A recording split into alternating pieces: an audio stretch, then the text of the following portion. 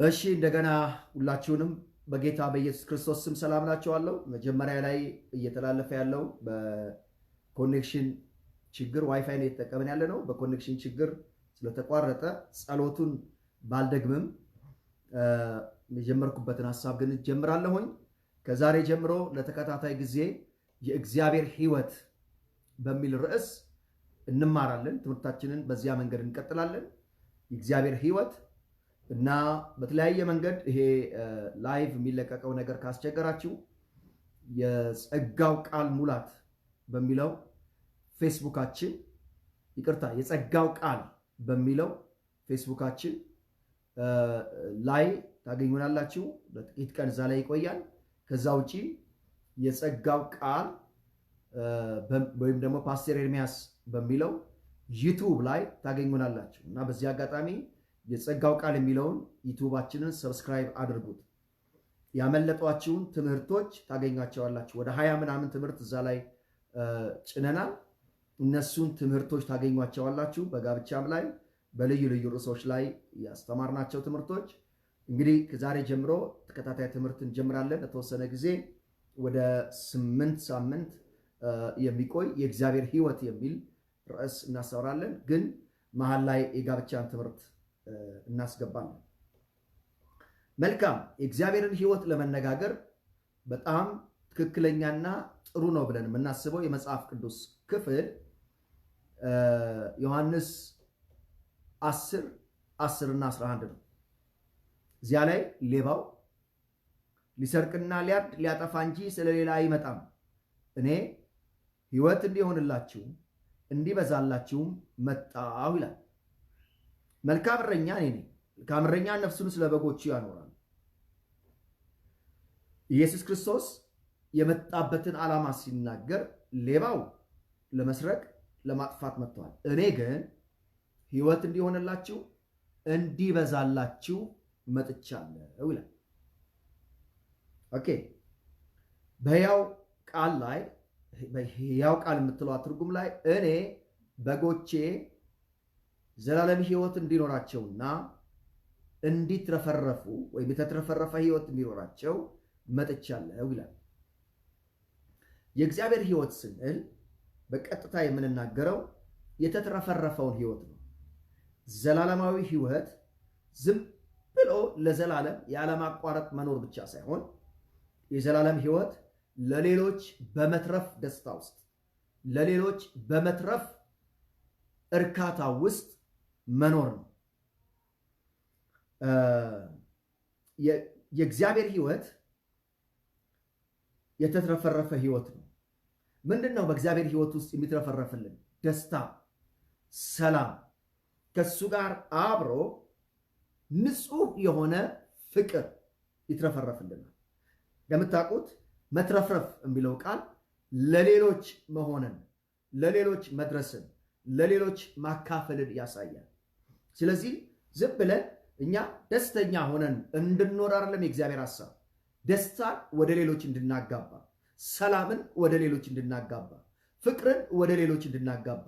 ምክንያቱም ዮሐንስ ወንጌል ምዕራፍ 7 ላይ ኢየሱስ ክርስቶስ ሲናገር ቁጥር 37 ጀምሮ በታላቅ ድምፅ ጮሆ እንደዚህ አለ ይላል፣ በእኔ የሚያምን የሕይወት ውሃ ወንዝ ከሆዱ ይፈልቃል ብሎ ጮኸ። ይህ በእሱ የሚያምኑ ሰዎች ሊቀበሉ ስላላቸው ስለ መንፈስ ቅዱስ ተናገረ ይላል። የሕይወት ውሃ ወንዝ አንድ ቦታ የማይቆም ወደ ሌላ ቦታ የሚሄድ ርቀት ድረስ ሄዶ የሚያጠጣ የሚያረሰርስ ነው።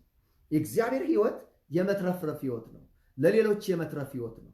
በፍቅር፣ በገንዘብ፣ በሰላም፣ በደስታ፣ በምክር፣ በማካፈል ለሰው በመኖር ሐሳባችን ሁሉ በዚህ ነገር ውስጥ ተሞልቶ የምንኖርበት ያ ሕይወት ነው እንጂ ዝም ብሎ እንዲሁ ቁልጭ እንዳልን እንዲሁ ፍጥጥ እንዳልን ለዘላለም መኖር አይደለም የእግዚአብሔር ሕይወት። እግዚአብሔር ይባረክ። የተትረፈረፈ ሕይወት ስንል ምን ማለት ነው? ሙሉ ጤና፣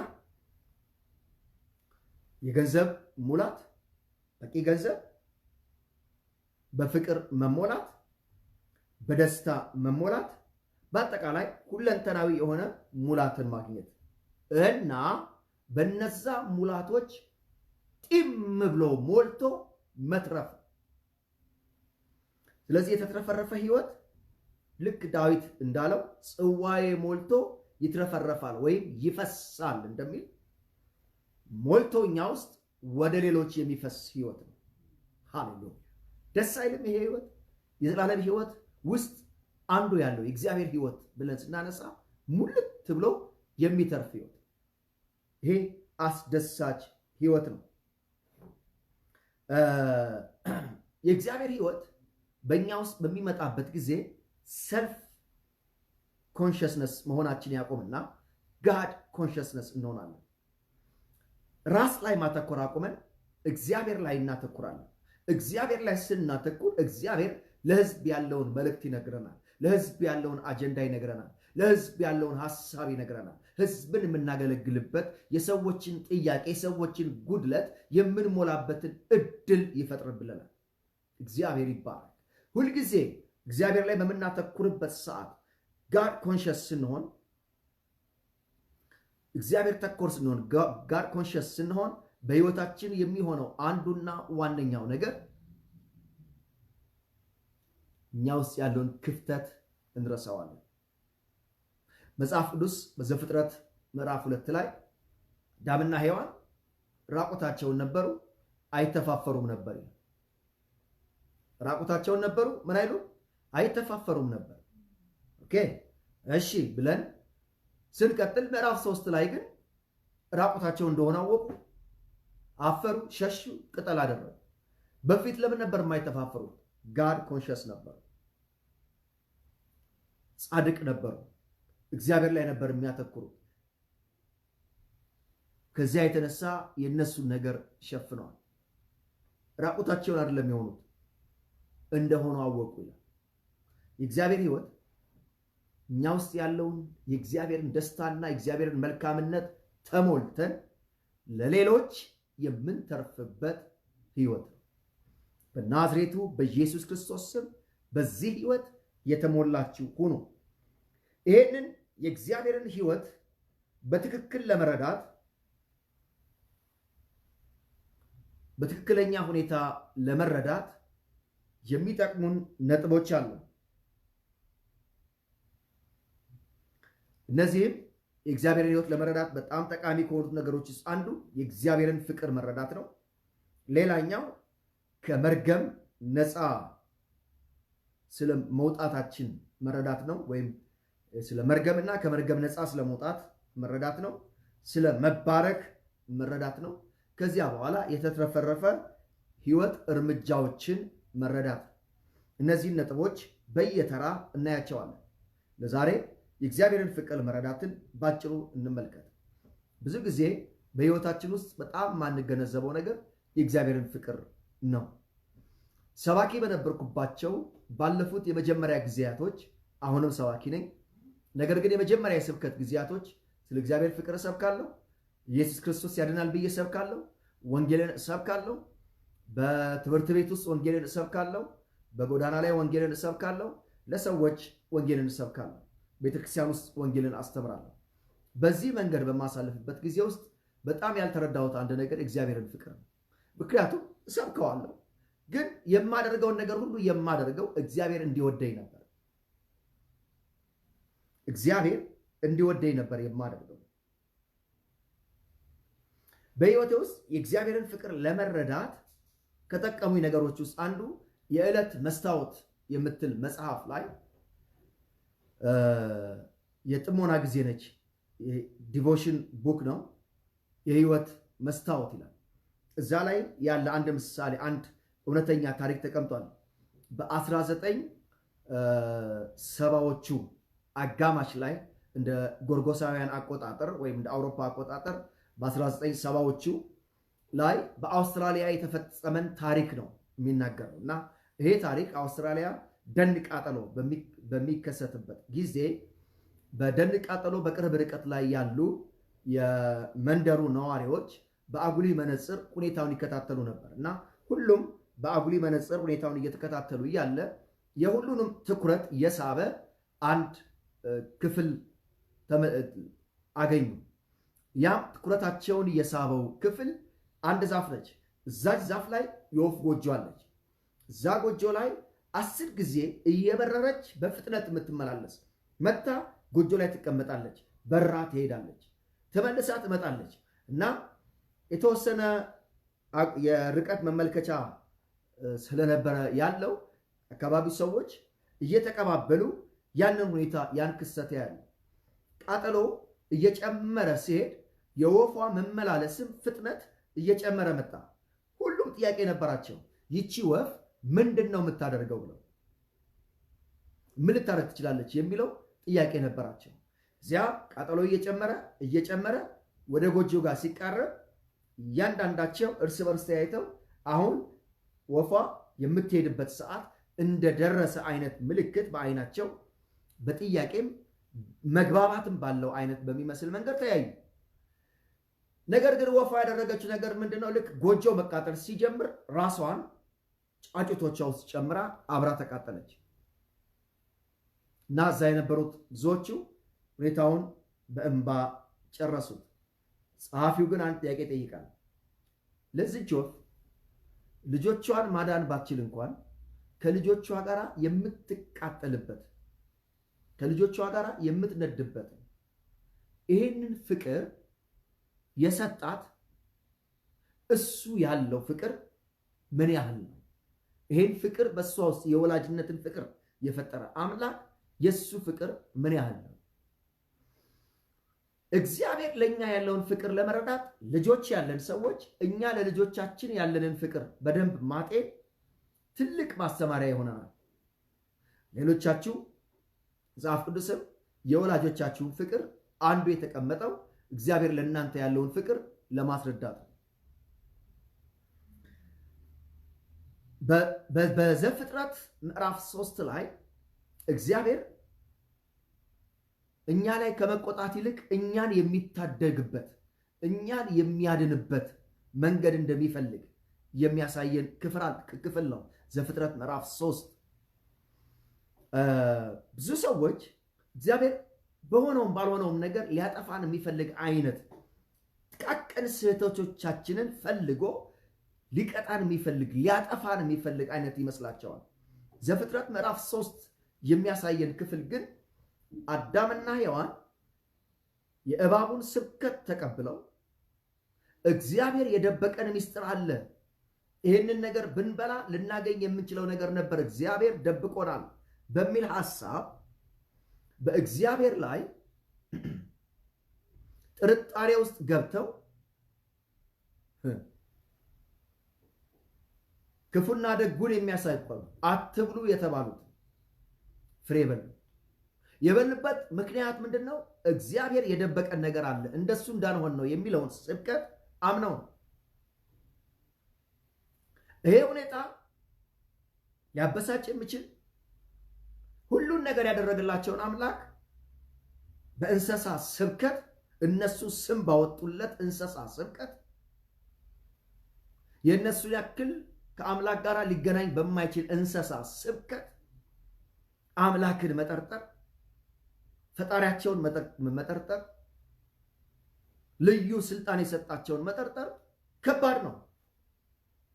ይሄ ያስቀጣቸዋል፣ ይሄ ያስረግማቸዋል። ነገር ግን ዘፍጥረት ምዕራፍ 3ን ስንመለከት የምናገኘው ነገር ከዚህ ተቃራኒ ነው። ምንድነው በቀጥታ የምናገኘው ነገር? እግዚአብሔር ለምን ይሄንን አደረጋችሁ? አትብላ ካልከው ነገር በላህን ብሎ ጠይቆ አንተ የሰጠኸኝ ሴት ነች ብሎ መልሶ እግዚአብሔር ላይ ነገሩን ለመደፍደፍ የሚጠቀምበትን መንገድ ምንም ሳይል ትቶ ሴቷን ምን አረግሻል? ሴቷም ደግሞ እባብ አሳተኛ ነች። እባብን ረገመው። አንተ ከምድር እንስሳቶች ሁሉ ተንኮለኛ ነህ፣ የተረገምክ ሁን ብሎ ረገመው። ወደ ሴትዮዋ ሲመለስ ግን አልረገማትም። ኃጢአት የሚያስከትልባትን ችግር ነው የነገራት።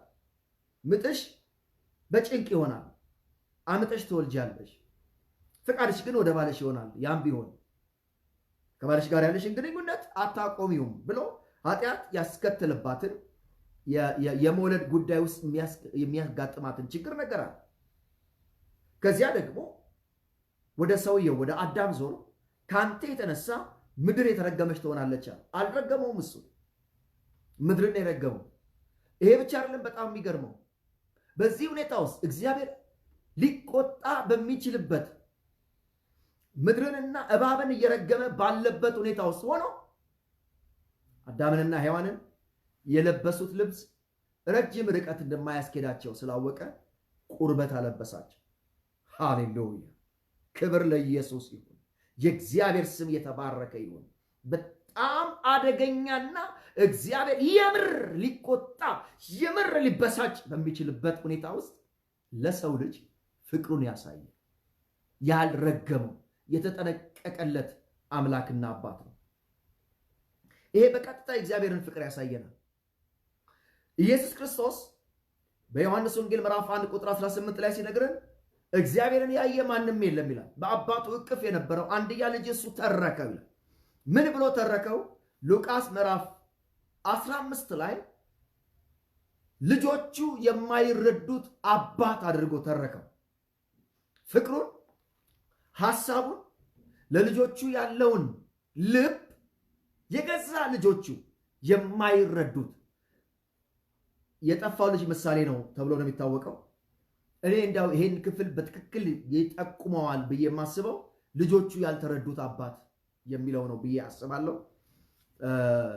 ያ እዛ ክፍል ላይ ሁለት ልጆች ያሉትን ባለሀብት ያሳያል። ሉቃስ ምዕራፍ 15 ቁጥር 11 እስከ 32 ያ ባለሀብት ሀብታም ሰውዬ፣ ያ ባለጸጋ ሰውዬ ትንሹ ልጁ ድርሻዬን ስጠኝና የራሴን ኑሮ መምራት እፈልጋለሁ ብሎ አባትየውን ጨቀጨቀው። አባትየው እሺ ብሎ የድርሻውን አካፈለ። ከዚያ በኋላ ምን ይላል? ራቅ ወዳለ ቦታ ሄደ። ከአባትየው ሐሳብ፣ ከአባትየው ጉብኝት፣ ከአባትየው እርዳታ፣ ከአባትየው ቸርነት፣ ከአባትየው ጥበቃ የሚያርቀው ቦታ ርቆ ሄደ። እዚያ ከሄደ በኋላ ግን አባከነ። ያለውን ነገር ሁሉ አባክኖ ከዚያ በሚኖርበት አካባቢ ላይ ረሃብ ሲፈጠር ሰው ጋር ተጠግቶ እየኖረ የእረኞች ጠባቂ ሆነ። ከዚያ ወደ ልቡ ተመለሰ ይላል። ከዚያ ወደ አባቴ ቤት መሄድ አለብኝ ብሎ ወደ አባቱ ቤት መመለስ ጀመረ። ምክንያቱም እዚያ ሄዶ እንደ ባሪያ የልጅነት መብቱን አጥቷል። በልጁ አእምሮ፣ በልጁ ሐሳብ የልጅነት መብቴን አጥቻለሁ። አሁን አባቴ ቤት እንደ ልጅ መኖር አልችልም። ድርሻዬን ይዤ ሄጄ ጨርሻለሁ። የድርሻዬን ወስጃለሁ። ከዚህ የተነሳ ተመልሼ እንደ ልጅ መኖር አልችልም። ግን እንደ ባሪያ እየሰራሁ ብኖር አባቴ ጋር ይሻለኛል። ለእሪያ ከሚሰጠው ምግብ የተሻለ ምግብ አገኛለሁ። የአባቴ ባሪያዎች እኔ ያለው ጥሩ ነበር የሚበሉት ብሎ እንደ ባሪያ ለመኖር እንደ አገልጋይ ለመኖር ተመለሰ። በጣም ልብን የሚነካው ክፍል አባትየው ልጁን በርቀት ሲያየው ሮጦ ሄዶ አቀፈውና ሳመው ይላል። ሃሌሉያ! ምንድነው አባትየው አእምሮ ውስጥ ያለው? የጠፋው ልጁ ተገኘ። ሲመጣ ጎስቋላ ነው። እኔ ክፍሉን ባነብላችሁ ደስ ይለኛል። ይሄኛውን ሐሳብ ቁጥር 20 ላይ ተነስቶም ወደ አባቱ መጣ። እርሱም ገና ሩቅ ሳለ አባቱ አየውና አዘነለት። ምክንያቱም ሲመጣ ብዙ ሀብት ይዞ እንደሄደ ሰው አይደለም የመጣው። ተጎሳቅሏል።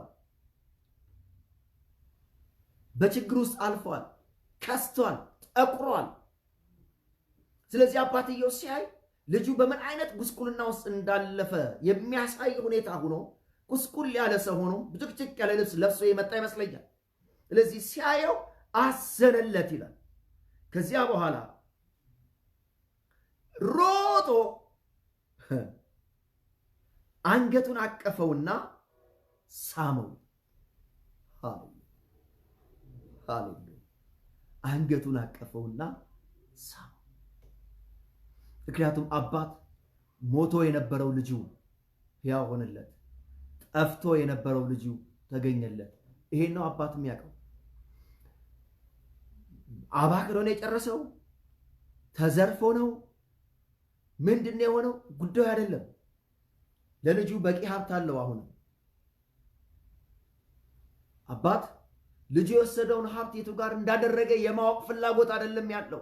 ልጁን የመቀበል ልጁን የማቀፍ ፍላጎት ነው ያለው። ኢየሱስ ይባላል። ልጁ ምን አድርጎ ነው የሰራው? የሰንበት ትምህርት ቤት ተማሪ ሆነን የጠፋውን ልጅ ታሪክ በድራማ ብዙ ሰርተነዋል እና ስንሰራው ብርጭቆ ምናምን እንደዚህ አድርገን የሆነ ላይት ምናምን ተጠቅመን አጫጭር ልብስ የለበሱ ሴቶች ምናምን እናቆምና ቡና ቤት ውስጥ ሲዝናና ሲያባክን ብር ሲረጭ ምናምን እናሳያለን። ምክንያቱም ልጁ ብሩን በትኖ እንደጨረሰው የነገረን ታላቅ ወንድሙ ነው። ታላቅ ወንድሙ ሲመጣ ቤት ውስጥ ያለውን ደስታ ሲያይ ተናደደ። ከጋለሞታ ጋራ ብሩን አባክኖ የመጣውን ልጅ አለ። አሁን የት ቡና ቤት ገብቶ እንደነበር ምን እንዳደረገ የት እንደቃመ የት እንደጠጣ የት እንደጨፈረ ከስንት ሴቶች ጋር እንዳደረ መረጃ ያለው ወንድም ነው። አባት ያለ መረጃ ያለ አባት ልጄ ጠፍቷል፣ አባት ልጄ ሞቷል በሚል ሁኔታ ውስጥ ነው ያለው። ስለዚህ ሲመጣ እንዴት ብሩ እንዳጠፋ ሳይሆን መመለሱን ነው አይቶ የተደሰተው። ኢየሱስ የተረከልን የእግዚአብሔር ፍቅር ይሄ ነው። ስለዚህ ዮሐንስ ወንጌል ጸሐፊ ሐዋርያው ዮሐንስ እግዚአብሔር ዓለምን እንዲሁ ስለወደደ አንድያ ልጁን ለሞት አሳልፎ ሰጠ ይላል 3:16 ላይ እንዲሁ ስለወደደ። በእርግጠኝነት ልንገራችሁ የክርስቶስን ፍቅር የእግዚአብሔርን ፍቅር በትክክል መረዳት በሕይወታችን ውስጥ የእግዚአብሔርን ሕይወት ለመኖር ከሚያስፈልጉን ቁልፎች አንዱ ነው። ፍቅሩን ካልተረዳችሁ ሕይወቱን በደንብ አትረዱ፣ በደንብ መለማመድ አትችሉም። ድካም ውስጥ ልፋት ውስጥ ነው የምትገቡት።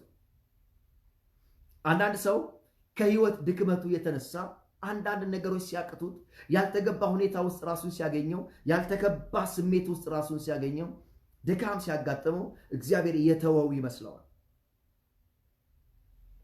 ያው የፈለገ ዝቅጠት ውስጥ ብትገባ የፈለገ የሕይወት ውድቀት ውስጥ ብትገቢ ከእግዚአብሔር ፍቅር ማምለጫ የለሽም። ጳውሎስ እጸልይላችኋለሁ ብሎ ለኤፌሶን ሰዎች የሚላቸው እንደዚህ ነው። ኤፌሶን ምዕራፍ 3 ላይ ቁጥር 17 ጀምሮ በመንፈሱ ከ16 ጀምሮ በመንፈሱ በውስጥ ሰውነታችሁ በኃይል እንድትጠነክሩ ክርስቶስን በልባችሁ በእምነት እንዲኖር እንደ ክብሩ ባለጠግነት መጠን ይስጣችሁ። የእናንተ ስርና መሰረት በፍቅር ይጸና ዘንድ ከቅዱሳን ሁሉ ጋር ስፋቱን፣ ርዝመቱን፣ ከፍታውን፣ ጥልቀቱን ምን ያህል መሆኑን ለማስተዋል ከመታወቅም የሚያልፈውን የክርስቶስ ፍቅር ለማወቅ ትበረቱ ዘንድ። ፍቅሩን ሰፊ፣ ረጅም፣ ከፍ ያለ በጣም ደግሞ ጥልቅ ነው። ስለዚህ በየትኛውም ሁኔታ ውስጥ በየትኛውም ስኬት ውስጥና ባለጠግነት ውስጥ ብትሆን ከእግዚአብሔር ፍቅር ማምለጫ የለም። ሃሌሉያ። የቱንም ያክል ቢዚ ብትሆን በስራ በድሮ ስኬት በሳይንሳዊ ምርምር በልዩ ልዩ ነገር ቢዚ ብትሆን እዚያ ሁኔታ ውስጥም ሆነ የማይለወጥ የእግዚአብሔር ፍቅር አለ፣ ይወድሃል። በየትኛውም የህይወት ዝቅጠት ውስጥ ብትሆኑ አሁንም እግዚአብሔር ይወዳቸዋል። ምክንያቱም ጥልቀቱ ይላል እስከ ሲኦል ድረስ የወረደ በጣም የተቀየ ህይወት ቢኖራችሁ እግዚአብሔር ይወዳቸዋል፣ አይቀየርም ፍቅሩ። ኢየሱስ ይባረክ። ሃሌሉያ። ይህን ፍቅር ከገባን ብንወርቅ እንነሳለን፣ ብንዝል እንበረታለን፣ ብንስት እንመለሳለን። የማያቋርጠው መቆሚያ የሌለው የእግዚአብሔርን የፍቅር ደስታ መለማመድ ይበዛልናል። ወገኖቼ ለሰዎችም ስትሰብኩ ለራሳችሁም የእግዚአብሔርን ፍቅር በሕይወታችሁ ውስጥ በሚገባ እንድታስተውሉት እነግራቸዋለሁ። እግዚአብሔር የልባችሁን ፍቅር ያውቀዋል። ከድክመታችሁ በላይ ፍቅሩን ይረዳል። በሕይወቴ ውስጥ ከገባኝ ነገር ውስጥ አንዱ እግዚአብሔር ምርጥ ነገርን ከማደርግለት ይልቅ ጥሩ ልብ እንዲኖረኝ እንደሚፈልግ። ዳዊት ብዙ ስህተት ያደረገ ሰው ነው። በጣም ብዙ ስህተት። ነገር ግን ልቡን ለእግዚአብሔር ሰጥቶ ነበር። በእግዚአብሔር እጅ መውደቅ ይሻላል ይል ነበር። ስለዚህ እግዚአብሔር እንደ ልቤ የሆነውን ዳዊትን አገኘውታል። ዳዊትም የልቤን ቅንነት ተመልከተ። የምታደርጉት ነገር በላይ ይልቅ የምታደርጉበትን ልብ ያያል። ዮሐንስ ወንጌል ምዕራፍ 15 ቁጥር 2 ላይ ፍሬ እያፈራ ያለው ቅርንጫፍ የበለጠ እንዲያፈራ በሚያስችለው ሁኔታ ውስጥ እንዲገባ እንደሚያጠራው እንደሚገርዘው ይነግረናል። ብዙ ፍሬ ሊያፈራ እንዲችል የምንሻሻለው የምንበረታው ምርጥ እየሆነን የምንሄደው ከሱ ፍቅር፣ ከሱ ቸርነት፣ ከሱ ብርታት የተነሳ ነው። እግዚአብሔር ከድርጊታችሁ በላይ ልባችሁን ይፈልጋል። ይሄ ሲገባችሁ በክርስቶስ ኢየሱስ ያደረገልንን ነገር ገና ኃጢአተኞች ሳለን ክርስቶስ ለእኛ መሞቱ በደንብ እንረዳዋለን። ሐዋርያት ሥራ ምዕራፍ 18 ላይ የሚገርመኝ ሌላ ክፍል አለ። እዚያ ላይም የምናገኘው አጵሎስ ነው። አጵሎስ ብዙ ነገር ያነበበ የተማረ ዕውቀት የሰበሰበ ሰው ነው። ስለዚህ መጽሐፍትን የሚያውቅ ሰው ስለነበረ ስለ ክርስቶስ ኢየሱስ በመንፈስ እየተቃጠለ ይላል በትክክል ይሰብክ ነበር ይላል። በደንብ ልብ በሉ። በትክክል ይናገር ነበር ይላል። ከዚያ አስገራሚው ነገር ጵርስቅላና አቂላ አግኝተውት ደግሞ እንደገና የክርስቶስን ነገር በግልጥ አስተማሩት፣ ትክክለኛውን መንገድ አሳዩት ይላል። ኦኬ አጵሎስ ስለ ክርስቶስ ሲናገር የነበረውን ነገር በመጀመሪያ በትክክል ይናገር ነበር ይላል። ኢየሱስ ያድናል፣ ኢየሱስ ጌታ ነው፣ ስለእናንተ ሞቷል የሚልበት ነገር እግዚአብሔር ያየው ልቡን ነው። ከዚህ የተነሳ የሚናገረውና የሚሰብክበትን ነገር ተቀብሏል። አንዳንድ ነገር ላይ ግን በቂ ዕውቀት አልነበረውም። ላንብብላችሁ። ሐዋርያት ሥራ 18 ከ24 እስከ 26 በወገኑም የእስክንድሪያ ሰው የሆነ ነገር አዋቂ የነበረ አጵሎስ የሚሉት አንድ አይሁዳዊ ሰው ወደ ኤፌሶን ወረደ። እርሱም በመጽሐፍት ዕውቀት የበረታ ነበር። እሺ፣ እርሱ የጌታን መንገድ የተማረ ነበር። የዮሐንስንም ጥምቀት ብቻ አውቆ በመንፈስ ሲቃጠል ስለ ኢየሱስ ሲናገርና በትክክል ያስተምር ነበር ይላል። ጥሩ። ከዛ ሲቀጥል እርሱም በምኩራብ ገልጦ ይናገር ጀመር። ጵርስቅላና አቂላ በሰሙት ጊዜ ወስደው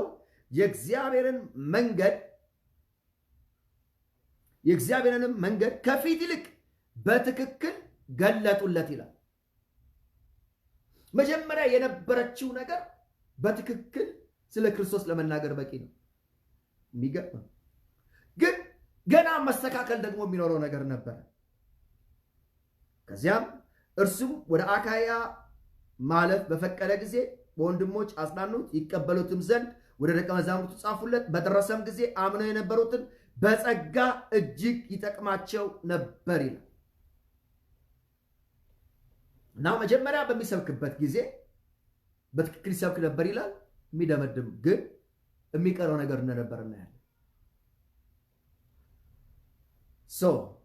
በሕይወታችሁ ብዙ የሚቀራችሁ ነገር ቢኖርም እግዚአብሔር የልባችሁን ዝንባሌ አይቶ ተቀብሏቸው ያን ፍቅር መረዳት በጣም ወሳኝ፣ በጣም አስፈላጊ ነው። ኢየሱስ ይባረክ። የእግዚአብሔርን ፍቅር መረዳት የብርታታችን ምንጭ ነው፣ የጥንካሬያችን ምንጭ ነው። አንድ እውነተኛ ታሪክ በመጨመር ንግግሬን ልቀጥል።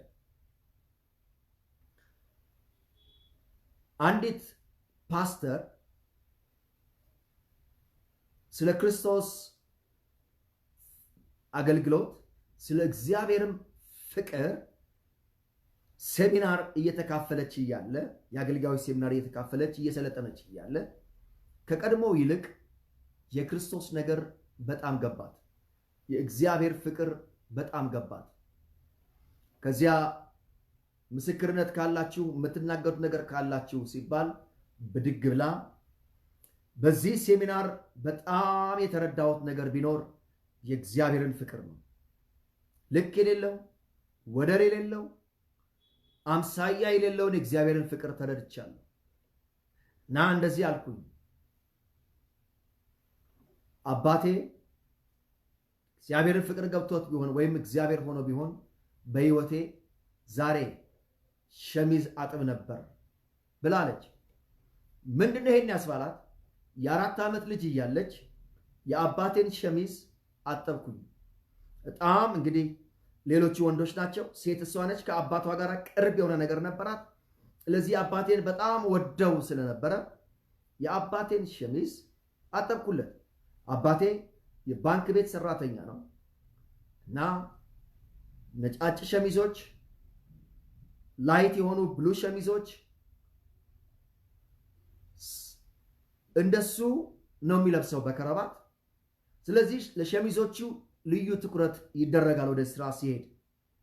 እኔም ደግሞ አባቴን ማስደሰት ፈለግኩና አንዱን የአባቴን ሸሚዝ ቆሽሾ የቆሻሻ ዕቃ ውስጥ የተጨመረውን ሸሚዝ አውጥቼ አጠብኩለት፣ አሰጣሁ። ሲደቅ ተከታትዬ አስገባው። አባቴም አንድ ቀን ሊለብሰው ሲያወጣ ሸሚዙ እንዳይጸዳ ሆኖ መንችኮ ተበላሽቷል፣ ዝጓል። ይሄን ያደረገው ማን ነው ብሎ ሲጠይቅ የጠየቀበት መንገድ በቁጣ ስለነበረ እየፈራው ስተት መስራቴ ባይገባኝም አባቴን ያስቆጣው ነገር ግን አስፈርቶኝ እየፈራው እኔ ነኝ አልኩ። ከዛ አባቴ ገረፈኝ። በጣም ከገረፈኝ በኋላ ሁለተኛ ሸሚዞቼ እንዳትነኪ ያለ። ከዛን ጊዜ ጀምሮ አግብቼም የባለቤቴን ሸሚዝ አጥቤ ተኩሼ አላውቅም። አሁን ግን ሲገባኝ አባቴ እግዚአብሔር ቢሆን ኖሮ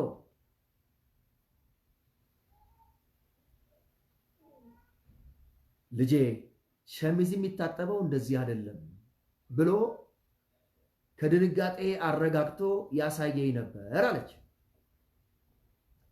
አስተማሪዋ ሴሚናሩን የሚመራው ሰው ቀበል አደረገና አሁንም የእግዚአብሔር ፍቅር በደንብ አልገባሽም። እግዚአብሔር ቢሆን ኖሮ ሸሚዙን ይለብሰዋል፣ በኩራትም ይሄዳል። ሰዎች በጠየቁት ጊዜ ትንሿ ልጄ ለእኔ ያላትን ፍቅር ለማሳየት ስታጥብ ነው እንደዚህ የሆነባት። የትንሿ ልጄ ፍቅር እኔን ለማስደሰት በዚች በትንሽነት ዕድሜዋ ብሎ ከቆሸሸውና ከተበላሸው በላይ ያንቺን ፍቅር ይሰብክበት ነበር። አንቺ ለሱ ያደረግሽበትን ልብ ይሰብክ ነበር። ለዚህ ወንድሞች ብሎ ሲጠራቸው በእነሱ አላፈረም እንደሚል። ሃሌሉያ! እግዚአብሔር በትንሹ ልባችሁ ውስጥ የሰጣችሁትን ስፍራ አይንቀውም። ይወዳችኋል፣ ያፈቅራችኋል፣ ስትደክሙም ይወዳችኋል። ፍቅሩ ጥልቅ ነው። ወደ ታች ስትወርዱም የእሱ ፍቅር ከእናንተ ጋር አለ። እስከ ዛሬ ያላችሁት ከዚህ የተነሳ ነው። ሸሽቼ ሄዳለሁ ብትሉም ከፍቅሩ አታመልጡም። የመለሳችሁ ያ ፍቅር ነው። ጌታ በኢየሱስ ክርስቶስ ስም በ28 ኦልሞስት አሁን 29 ዓመት ሆነኝ በአገልግሎት። በእነዚህ በ29 ዓመት የአገልግሎት ዘመን ውስጥ ያልተለወጠው ድካሞቼን ከቀን ወደ ቀን እያስተካከለ፣ ችግሮቼን ከቀን ወደ ቀን እያስተካከለ ለዛሬ ያበቃኝ፣ ለነገ ተስፋን የሞላኝ ያ የፍቅሩ ብዛት መገለጥ ለእናንተ ይሁንላችሁ። ስርና መሰረታችሁ በእግዚአብሔር ፍቅር የተሞላ ይሁን። የማይሸማቀቅባችሁ፣ የማያፍርባችሁ፣ በየትኛውም ጊዜና ሁኔታ ውስጥ የየትኛውም የህይወት ደረጃ ላይ ብትሆኑ እናንተን ደግፎ ተሸክሞ ወደ ተሻለ ሕይወት ሊመራችሁ የሚፈልግ የሚራራላችሁን አምላክ በመረዳት ተባረኩ። የመረዳት ባለጸግነት፣ የመገለጥ ባለጸግነት ያግኛችሁ። እናንተን በተሸከመበት ፍቅር ትዝ ይላችኋል። ጴጥሮስ አልክድህም ብሎ እነዚህ ሁሉ ቢክዱ እኔ አልክድህም ብሎ ይህን ሰውዬ አላቀውም ብሎ መራገምና መማል ሲጀምር ኢየሱስ ዞር ብሎ ተመለከተው። በመጨረሻ ሰዓትም በጎቼን ጠብቅ ያለው ለጴጥሮስ ነው። ሃሌሉያ! ኢየሱስ ይባላል። ፍቅሩ ለእናንተ አይለወጥም። ፍቅሩ በማንም ሰው ላይ አይለወጥም። ይወዳችኋል። የድክመታችሁን ሰዓት ታግሶ እንደገና ያነሳችኋል። በኢየሱስ ስም በዚህ የፍቅር መረዳት ውስጥ ሁኑ። ዛሬ ልባችሁ የዛለ ልባችሁ የደከመ አቅም ያጣችሁ በቸርች ፖለቲካ ውስጥ በሀገር ፖለቲካ ውስጥ በኑሮ ውጥረት ውስጥ የተነሳ ከህይወት ድካማችሁ በሰውነታችሁ ውስጥ ከሚሰማችሁ የኃጢአት ጉልበት የተነሳ በመውደቅና መነሳት ተሰላችታችሁ የእግዚአብሔር ነገር አይገባኝም የምትሉ ሰዎች እኔ ነግራችኋለሁ ዛሬ እግዚአብሔር ሕይወቱን በእናንተ ውስጥ ለቋል። በማያቋርጥ ፍቅር ይወዳችኋል። በማይለዋወጥ ፍቅር ይወዳችኋል። ባልዛገ ፍቅር ይወዳችኋል። በማይሰለች ፍቅር፣ ምክንያታዊ ባልሆነ ፍቅር ይወዳችኋል። አልተለወጠም። ምንም በማታቂ ጊዜ ይጠነቀቅልሽ የነበረው አምላክ አሁንም አልተለወጠም። ይወድሻል። ድካምሽን ያውቀዋል። አቅም እንዳጣሽ ያውቀዋል። ለዚህ ነው የሚያባብልሽ። ለዚህ ነው እንደገና የሚነግርሽ። እንደኛ እንደ ሰባኪዎች አይደለም፣ እንደ ቤተክርስቲያን መሪዎች አይደለም። በእግዚአብሔር ቅባት እያገለገልን ድካምን ለማታገስ እንደሚያቀተን እንደኛ አይደለም። ልብሽ ውስጥ እንደገና ዘይት የሚያፈሰው፣ እንደገና ዝማሬን የሚያመጣው፣ እንደገና እንድትፈልጊው እያደረገ ያለው፣ እንደገና ወደሱ ልብህን እንድታዘነብል እያደረገ ያለው እርሱ ነው። ጥቂት ነገር ባልገባ ሁኔታ ግን ወደኸው ለሱ ብለህ ላደረካትን ጥቂት ነገር እያሰበ እየኮራ እሱን ይናገራል። አይሸማቀቅባችሁም፣ አይማረርባችሁም። በኢየሱስ ስም ይህን እውነት እነግራችኋለሁ። እግዚአብሔር ሆይ በመገለጥ መንፈስ ሙላቸው። አሜን። የሚያማችሁ ሰዎች የሚያማችሁ ስፍራ ላይ እጃችሁን አድርጋችሁ ለእናንተ መጸለይ ይፈልጋሉ። እግዚአብሔር ሆይ በጌታ በኢየሱስ ክርስቶስ ስም በዚህ ሰዓት የሚያማቸው ሰዎች ብዙ ቦታ ላይ የሚያማችሁ ራሳችሁ ላይ ማድረግ ትችላላችሁ። ዛሬ ጭቅላታችሁ ላይ አድርጉት፣ ቀኝ እጃችሁ። ብዙ ቦታ የሚያማችሁ ሰዎች ሌሎቻችሁ አንድ ቦታ ምናምን ከሆነ እጃችሁን አድርጉ። እግዚአብሔር ሆይ ዛሬ በኢየሱስ ክርስቶስ ስም ጸልያለሁኝ። የሚያማቸው ሰዎች እጃቸውን ባደረጉበት ቦታ በሰውነታቸው ውስጥ ያለውን ህመም እንድትፈውሳቸው በክርስቶስ ኢየሱስ የመገረፍ ቁስል ያገኙት ፈውስ በእነሱ ላይ እንዲሆን በኢየሱስ ስም እጸልያለሁ። የበሽታ ጉልበት ሁሉ በናዝሬቱ በኢየሱስ ስም የተነሳ ይሁን። ተፈወሱ። የእግዚአብሔር ጸጋ፣ የእግዚአብሔር ሰላም በእናንተ ላይ ነው። በምንም መንገድ ከአየር መበከል፣ በሰውነት ውስጥ ከሚሆን ኢንፌክሽን፣ ጠጠር፣ ከምግብ የተነሳ አልተገባ ነገር ከማንሳት የተነሳ አደጋ፣ የአጥንት መዛባት፣ እጢዎች ከሰውነታቸው ላይ ይነሱ ዘንድ በኢየሱስ ስም ጸልያለሁ። የጥርስ ህመም፣ የጆሮ ህመም፣ የአይን ህመም በኢየሱስ ስም ይነሳ። በጌታ በኢየሱስ ስም ተፈወሱ። ደግሞም በዚህ ሰዓት እግዚአብሔርን ለማገልገል ለሚፈልጉ ሁሉ ቅባት እንዲለቀቅላቸው፣ ጸጋ እንዲለቀቅላቸው በኢየሱስ ስም እጸልያለሁ። አቅም ላጡ ብርታት ይጨመርላቸው። ኃጢአትን የማሸነፍ ጸጋ ይለቀቅላቸው። ጌታ ሆይ ስራ ላጡ የሥራ በር በኢየሱስ ስም ይከፈትላቸው። በቤታቸው ሰላም ላጡ የአንተ ሰላም ሰተት ብሎ ወደ ጓዳቸው ይግባ። ከትዳር አጋራቸው ጋር፣ ከልጆቻቸው ጋር በቋንቋና በእቅድ በሐሳብ በስሜት መግባባት ይሆንላቸው። ንግድ ለጀመሩ ሰዎች ፍሬያማ ይሁን። እግዚአብሔር ሆይ የውጭ ፕሮሰስ ለጀመሩም ሰዎች ስኬት እንዲሆን፣ በስደት ላሉ ሰዎች ደግሞ እግዚአብሔር ሆይ የላባቸውን ፍሬ እንዲያገኙ በኢየሱስ ክርስቶስ ስም እጠይቅሃለሁ። የየትኛውም ስፍራ ያላችሁ በልዩ ልዩ ጥያቄ ላላችሁ ሰዎች ውስጥ ሁሉ እግዚአብሔር የእንባችሁን፣ የጥያቄያችሁን፣ የጩኸታችሁን መልስ ያፍጥነው በኢየሱስ ስም። መጋቤ ኤርምያስ ከአዳማ የጸጋው ቃል ሙላት ቤተክርስቲያን፣ ይሄ የምትከታተሉት የጸጋው ቃል የፌስቡክ አገልግሎታችንን ነው። ይሄው አገልግሎት የጸጋው ቃል በሚለው ዩቲዩብ ላይ ታገኙናላችሁ። ከዛ ውጪ እኛን ምክርም ጸሎትም ወይም ደግሞ ባለፈው ባደረግነው ጥሪ ድጋፍ ለማድረግ የምትፈልጉ ሰዎች 0912 12 26 24 ወይም ደግሞ 0933 46 58 89 0933 46 58 89 ትክክል ላይ ካለ ኦኬ። ምናልባት 46 እና 58 ማቀየር ይኖርባችሁ ከቻለ እንደሱ አድርጉት። ፌስቡክ ላይ ታገኙታላችሁ። ስልኩን ይብዛላችሁ። ሻሎም